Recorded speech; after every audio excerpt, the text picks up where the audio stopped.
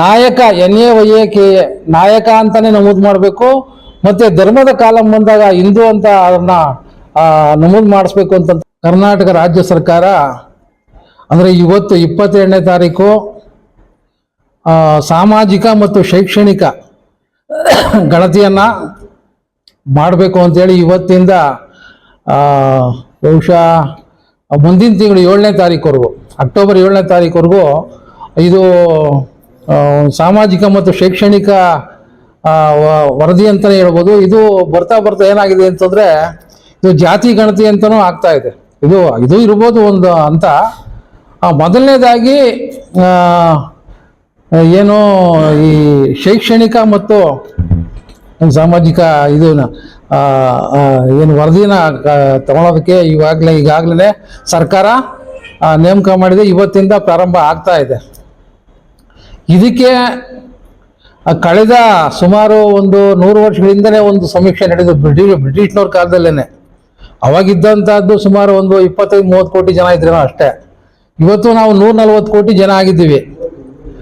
ಯಾವ್ಯಾವ ರೀತಿ ಯಾರ್ಯಾರು ಯಾವ್ಯಾವ ಸಮುದಾಯದವರು ಎಷ್ಟು ಮಟ್ಟಿಗೆ ಪ್ರಗತಿ ಆಗಿದ್ದಾರೆ, ಮತ್ತು ಇನ್ನೂ ಎಷ್ಟು ಜನ ಬಡವರಿದ್ದಾರೆ, ಅವ್ರನ್ನ ಮೇಲಕ್ಕೆತ್ತಬೇಕಾದ್ರೆ ಏನೇನೋ ಕಾರ್ಯಕ್ರಮಗಳು ಹಾಕ್ಕೋಬೇಕು ಅಂತೇಳಿ ನಮ್ಮ ಸರ್ಕಾರ ಈ ಒಂದು ಸಮೀಕ್ಷೆನ ಜಾರಿ ವರದಿ ಏನು ಮಾಡಲಿಕ್ಕೆ ಮುಂದೆ ಹೋಗಿರೋದು.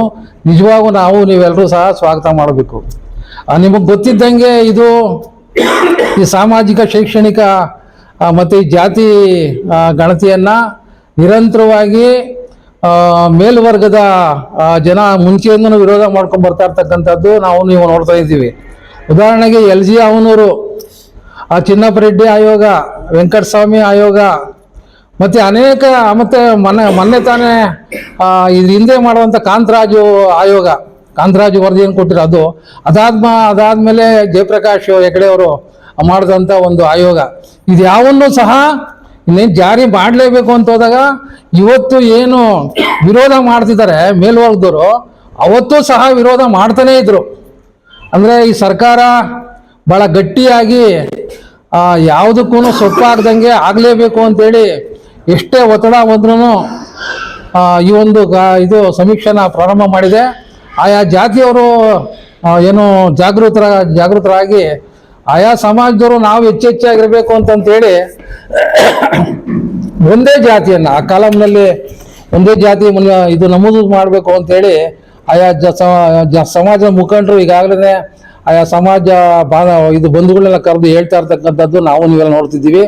ಅದೇ ರೀತಿ ಇವತ್ತು ನಮ್ಮ ದೊಡ್ಡಬಳ್ಳಾಪುರ ತಾಲೂಕು ಮತ್ತು ನಮ್ಮ ಬೆಂಗಳೂರು ಗ್ರಾಮಾಂತರ, ಅದು ದೊಡ್ಡಬಳ್ಳಾಪುರ, ನೆಲಮಂಗಲ, ದೇವನಹಳ್ಳಿ, ಹೊಸಕೋಟೆ, ಈ 4 ತಾಲೂಕಿನ ಎಲ್ಲ ನಾಯಕ ಸಮಾಜದ ಬಂಧುಗಳು ನಾಯಕ NAYAK ನಾಯಕ ಅಂತಾನೆ ನಮೂದು ಮಾಡಬೇಕು.